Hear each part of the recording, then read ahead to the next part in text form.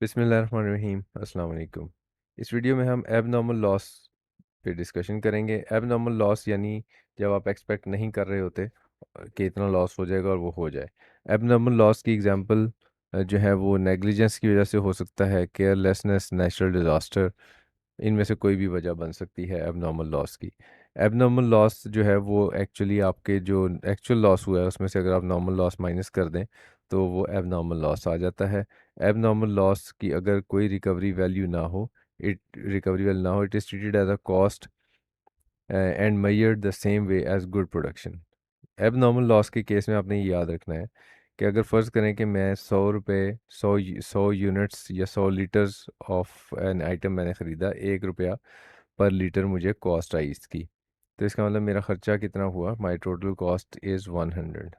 और अगर मैं जब इस्तेमाल करने लगा हूँ तो मेरे पास 90 लीटर्स हैं, बाकी इवेपोरेट हो गया है और ये नॉर्मल लॉस है, तो फिर मैं बोलूँगा कि मेरा जो मटेरियल है उसकी कॉस्ट 100 है, लेकिन मैंने 90 लीटर्स मेरे पास हैं। इसका मतलब मेरी पर यूनिट कॉस्ट जो है वो ही उसी के ऊपर मैं इम्पैक्ट दे दूंगा। ठीक है। और जो रुपीस पर यूनिट मैं कहूँगा वो अब 1 नहीं कहूँगा बल्कि 1.11 कहूँगा कि मेरे 1 लीटर की कॉस्ट ये है। दिस इज़ और नॉर्मल लॉस जो है उसको बर्दाश्त कर लिया गुड यूनिट्स ने जब मेरी प्रोडक्शन बनी तो। लेकिन अगर यही लॉस एबनॉर्मल लॉस हो जाए, यानी 100 लीटर और जब मैं इस्तेमाल करने लगा तो 90 है, तो मैं ये कहूँगा कि 1 लीटर जो है वो 1 रुपए का ही है।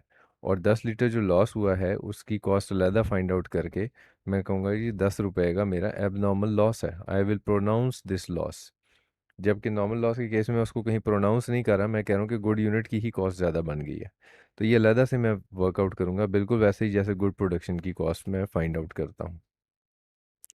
अगर एबनॉर्मल लॉस की कोई रिकवरी वैल्यू हो तो फिर scrap value of abnormal loss is set of against the cost of abnormal loss in the abnormal loss account, not in the process account. So abnormal loss जो है बिल्कुल good production की तरह उसका accounting treatment है।